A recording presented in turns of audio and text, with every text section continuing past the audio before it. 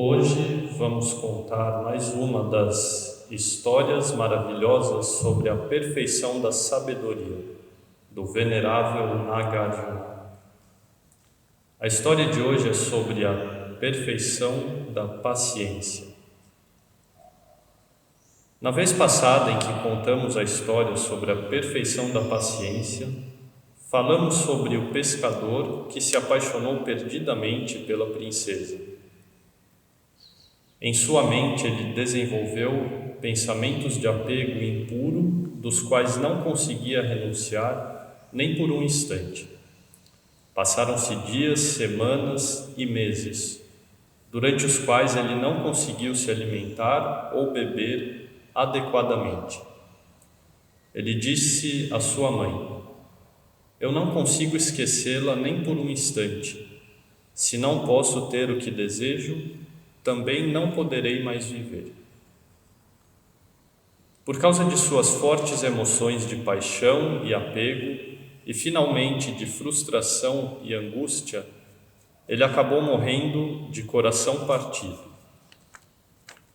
Isso foi devido à falta de compreensão que o apego causa.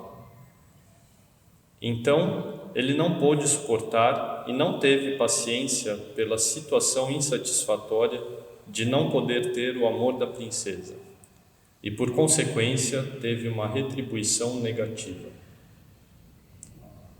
A história de hoje se chama O Praticante que Cultiva a Paciência. Preâmbulo de Nagarjuna. Como alguém consegue ser paciente no meio de pessoas que são odiosas e atormentadoras? Deve-se considerar: todos os seres possuem as causas e condições associadas às transgressões e, portanto, alternam-se em atacar e ferir uns aos outros. O fato de eu agora sofrer tormento também se deve a causas e condições de minhas próprias ações em vidas anteriores. Mesmo que não seja algo que cometi nesta vida atual, é a retribuição pelo mal cometido em uma vida anterior. Agora estou pagando ou sendo compensado por isso. Eu deveria aceitar isso agradavelmente. Como poderia ir contra isso? É análogo às circunstâncias que cercam o endividamento. Quando o credor pede de volta, deve-se pagar ou devolver o empréstimo alegremente. Não se pode legitimamente ficar com raiva pelo credor pedir de volta o empréstimo. Além disso, o praticante constantemente utiliza pensamentos de amor benevolente. Embora possa haver tormentos e caos forçados em sua pessoa, ele certamente deve ser capaz de ter paciência e suportá-los. A história de hoje: o praticante que cultiva a paciência. Isto é exemplificado pelo praticante da paciência. Ele vivia em uma grande floresta onde cultivou a paciência e praticou o amor benevolente. Naquela época, o rei Kali trouxe suas cortesãs junto dele ao entrar na floresta para passear e se divertir. Tendo terminado de beber e comer, o rei tirou uma soneca. As cortesãs vagaram entre as flores e árvores e então viram esse praticante. Elas fizeram prostrações respeitosamente e então ficaram em pé ao lado. Naquele momento, por causa das cortesãs, o praticante falou a elas, elogiando a prática do amor benevolente e o cultivo da paciência. Suas palavras eram tão belas e maravilhosas que as ouvintes não se cansavam. Permaneceram por muito tempo e não quiseram partir. O rei Kali acordou e não viu suas cortesãs. Então pegou sua espada e seguiu em frente para alcançá-las. Ele as viu em pé diante do praticante. Então ficou cheio de arrogância e ciúmes. Com uma carranca cheia de ódio, ele brandiu sua espada e perguntou ao praticante: "O que estás fazendo?" O praticante respondeu dizendo: "Estou aqui cultivando a paciência e praticando o amor benevolente." O rei disse: "Agora colocar-te-ei à prova. Pegarei minha espada afiada e cortarei tuas orelhas e nariz. Também cortarei tuas mãos e pés. Se não ficares com raiva, então saberemos que cultivas a paciência." O praticante, muito tranquilamente, disse: "Faze o que quiseres." O rei imediatamente sacou a espada afiada, cortou suas orelhas e nariz e depois cortou suas mãos e pés. E então perguntou: "Tua mente moveu-se ou não?" O praticante respondeu: "Eu cultivo o amor benevolente e a paciência. A mente não se move." O rei disse: "Tu és apenas uma pessoa aqui. Não tens poder nesta situação. Embora afirmes que tua mente não movera, quem acreditaria?"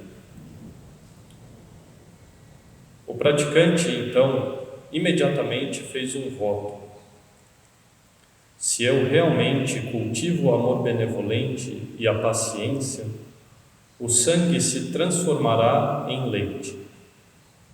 Então, o sangue imediatamente transformou-se em leite. O rei ficou, ao mesmo tempo, muito assustado e encantado. Ele então saiu em disparada, levando as cortesãs consigo. Por causa de suas ações para com este praticante, os dragões e espíritos da floresta então soltaram uma tempestade cataclísmica, com trovões e relâmpagos. O rei foi fatalmente ferido e morreu, não tendo conseguido retornar ao palácio. Assim, é dito que devemos ser capazes de praticar a paciência, mesmo em meio ao tormento e ao caos. Como cultivar a paciência entre as pessoas que são odiosas e atormentadoras? Quando os outros estão com raiva, como podemos cultivar o paramita da paciência? A maioria das pessoas pensa que tudo deve estar na maior paz e tranquilidade, sem problemas, só alegria e festa, e que isso deve ser o padrão da vida.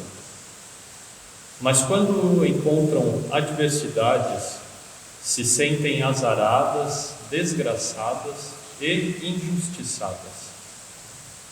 Vamos explorar mais a fundo essas reclamações que as pessoas geralmente têm sobre a vida. Em geral, o corpo e mente de cada pessoa podem ser divididos em 4 coeficientes: coeficiente físico, coeficiente intelectual, coeficiente emocional e coeficiente espiritual ou coeficiente do despertar. Anteriormente, o mestre Zhuhan já fez palestras sobre esses 4 coeficientes. Então, se alguém quiser saber mais profundamente sobre esse assunto, pode buscar no YouTube, no canal Senda, essa palestra sobre os 4 coeficientes. Então, quais tipos de condições a maioria das pessoas reclama com insatisfação? condições que consideram inaceitáveis e intoleráveis? Vejamos. Sobre o coeficiente físico. Algumas pessoas reclamam que sua saúde ou fraqueza física são devido à genética dos pais ou devido a alguma falha dos pais na sua criação. Por exemplo, alguém diz assim: eu não gosto da minha aparência física, ou sou feio, fraco, tenho problemas de saúde, etc. E tudo isso por causa da genética dos meus pais e dos avós. Por que eu não nasci numa família com a saúde perfeita? Ou então reclamam: olha só isso aqui, está vendo esse meu joelho? Ele ficou torto por causa de uma cirurgia mal feita por aquele médico desgraçado. Ou ainda reclamam assim: eu tenho rinite, sinusite, bronquite, todos problemas respiratórios.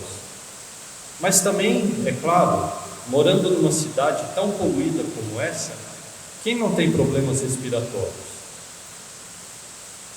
E fazem reclamações de todos os tipos sobre a saúde e o corpo. Sobre o coeficiente intelectual. Alguém reclama: eu não sou muito inteligente, pois os meus pais não me colocaram numa boa escola. Ou então: eu não tenho boa memória, tenho dificuldade para compreender o que leio ou o que ouço. Tenho muita dificuldade para aprender qualquer matéria, matemática, ciências, histórias, etc. Ou ainda: não sei desenhar, dançar, cantar, não tenho nenhuma habilidade artística. Ou ainda fala: não tenho acesso a bons livros, programas de televisão instrutivos, etc. Ou ainda reclamam do professor: ah, mas aquele professor fica pegando no meu pé, ele só me dá nota baixa, fica me chamando a atenção. Então, o problema nunca é da pessoa que não quer se aplicar ou tem condições ou causas. É sempre das outras pessoas que nunca deram oportunidade. Nossa, parece que os dragões e espíritos estão mandando essa tempestade da história. Será que eles se lembram desse episódio com o rei? Então, vamos pedir a eles que tenham um pouco de paciência. Sobre o coeficiente emocional. Ainda ouvimos as pessoas reclamarem que meus pais, familiares, parentes sempre me criticam, me maltratam, não têm respeito comigo, etc.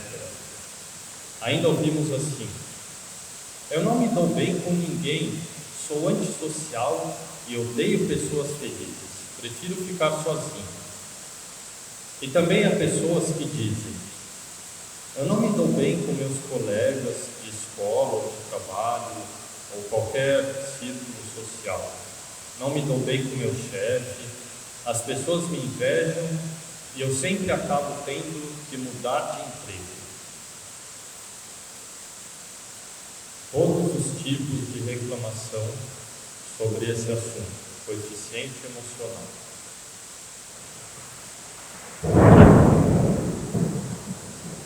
E sobre o coeficiente espiritual, as pessoas reclamam assim: mas eu não encontro bons ensinamentos sobre o caminho espiritual, não encontro bons mestres, não tenho onde ir para praticar minha espiritualidade. Ou se eu encontro algum lugar, minha saúde não é boa, então eu não consigo ir a nenhum lugar.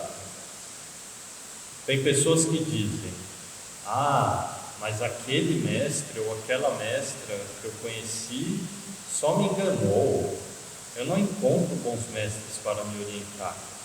Eu tenho tanto azar nisso, não consigo encontrar ninguém para me orientar. E também falam assim: